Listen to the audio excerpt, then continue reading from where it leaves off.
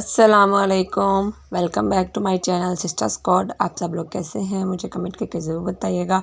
मैं अल्हम्दुलिल्लाह बिल्कुल ठीक हूँ। आज का दिन शुरू होता है सुबह सनराइज़ से। मैं ऊपर सोई हुई थी, जब मैं उठी हूँ तो अभी सूरज हल्का हल्का निकल रहा था। फिर मैं नीचे आ गई हूँ, नीचे आकर मैं थोड़ी देर फिर सो गई थी। फिर मैं उठी हूँ, उठ के मैंने अपना गाउन, स्टॉलर, मास्क वगैरह प्रेस किया और अपना बैग बनाया क्योंकि मैंने आज भावलपुर जाना था। फिर मैं नहा कर आई थी, मैंने फिर सन ब्लॉक लगाया था। सन ब्लॉक लगाने के बाद मम्मा मुझे छोड़ गई थी, मतलब अड्डे पे। तो मैं भी वहाँ पर पहुँची, वहाँ पर पहुँचकर काफ़ी देर बैठकर वेट किया था, तकरीबन घंटा वेट किया था। और फिर वहाँ से हमारी वैन चल पड़ी थी। शुक्र है, दुआ करी थी कि शुक्र है कि चल पड़ी है।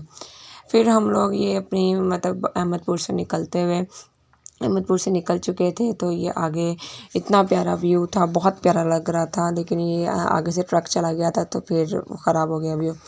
यही सफ़र गुजारा मैंने। एक दो मतलब आजकल तो वैसे भी सॉन्ग्स वगैरह नहीं सुन रही, ऐसे दिल ही नहीं करता, तो ऐसे ही देख रही थी भाई ब्यूटी को, नेचुरल ब्यूटी देख रही थी। और फिर ये मेरी सीट सारी खाली हो गई थी, मैं अकेली बैठी हुई थी। मैं आमों की बेटी लेके जा रही हूँ मामू वालों के लिए। और फिर मैं उतर गई थी वहाँ पर मिलाद चौक पर। भी वहाँ से मैंने रिक्शा लिया, रिक्शा लेकर मैंने मामू घर जाना था क्योंकि मैंने उनको आम देने थे। फिर मैंने आगे यूनिवर्सिटी जाना था।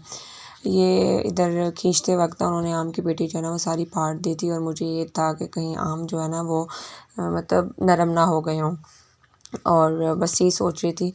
फिर ये लाइब्रेरी वाली साइड से मुझे आज लेके जाया था रिक्शा, क्योंकि मामू वाला घर उस साइड से आता है तो दूसरी साइड से ज़्यादा दूर पड़ जाता है। इसलिए ये लाइब्रेरी है हमारे बहावलपुर की, जो सेंट्रल लाइब्रेरी है हमारी। कभी वैसे गई नहीं हूँ इसके अंदर, लेकिन सिर्फ बाहर से ही देखा है। ये भी मैं अपने मामू वाले घर वाली साइड पे पहुँच गई थी, जाकर सबसे मिली हूँ। फिर मामी ने मुझे चाय और कबाब दिए हैं जो मैंने खाए हैं।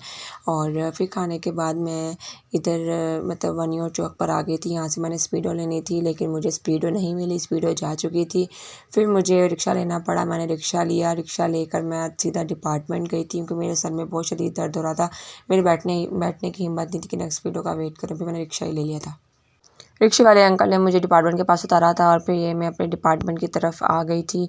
और ये रहा मेरा डिपार्टमेंट। ये यहाँ पर सारा सुनसान है, खाली है, कोई भी नहीं है, जिस तरह मतलब कोई यहाँ रहता ही नहीं है। बस फिर हम लोग डिपार्टमेंट आए, डिपार्टमेंट में अपना काम वाम किया।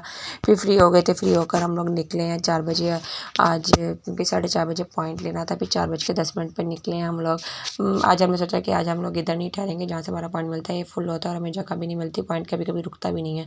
फिर पॉइंट प्लेस पर हम चले गए थे ग्रीन बर्ड वाली साइड पर, वहाँ चल कर गए तो आगे पॉइंट लगा हुआ था, और इतना रश आपकी सोच है। फिर मैं ठहर गई थी कुछ देर, और मेरी फ्रेंड जो साथ थी वो बैठी हुई थी, और उसने आगे पे उतर जाना था, वो फिर आगे उतर गई थी, और फिर मैं उसकी जगह पर बैठ गई थी। पॉइंट से उतरी हूँ, पॉइंट से उतर कर मैं आज मामू घर जाना था क्योंकि मेरी कज़न कही थी कि आज हमारे पास आना, तो वही वानियों चौक पर उतरी, आगे चल कर मैं गई थी। सूरज इतना तेज़ था और मैं फुल पसीनों पसीनी हुई पड़ी थी। बादल बने हुए थे, धूप ज़्यादा नहीं थी, लेकिन फिर भी बहुत ज़्यादा गर्मी थी, गर्मी बहुत ज़्यादा थी, हब्स थी।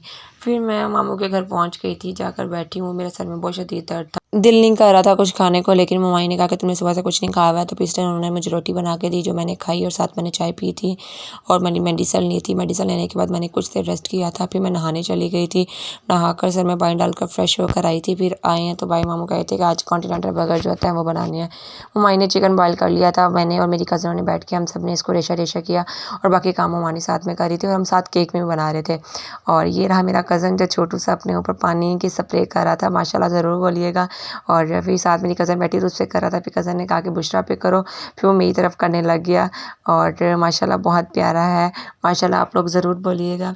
फिर हम लोग ऐसे खेलते खेलते, और हमारा बर्गर भी हमारे बन गए थे, और केक भी हमारा बन गया था। हमने फिर बटर रैप में उसको डाल लिया, और फिर हम लोग जा रहे थे उमानी की सिस्टर के घर कैंट में। ये रहा हमारा केक बहुत बहुत ज़बरदस्त बना था।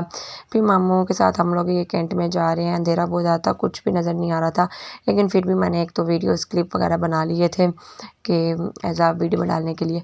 फिर हम कैंट के अंदर पहुंच गए थे, और वो सामने देखे फ़ौजी, हम लोग आहिस्ता आहिस्ता जा रहे थे।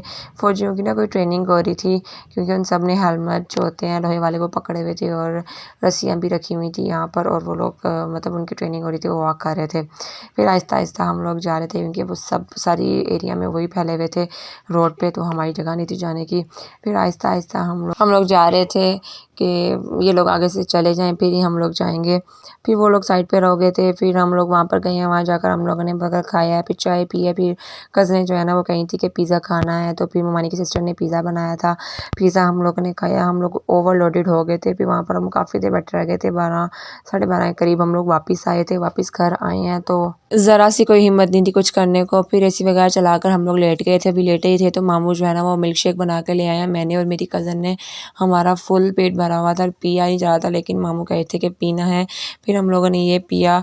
चले मिलते हैं नेक्स्ट व्लॉग में, तब तक के अल्लाह हाफ़िज़। अपना ख्याल रखिएगा। अगर पसंद आए तो लाइक शेयर कमेंट ज़रूर कीजिएगा। मैं डिस्क्रिप्शन में अपने इंस्टाग्राम और टिकटॉक का लिंक डाल दूँगी, आप मुझे वहाँ से भी फॉलो कीजिएगा और अपना ख्याल रखिएगा। अल्लाह हाफ़िज़।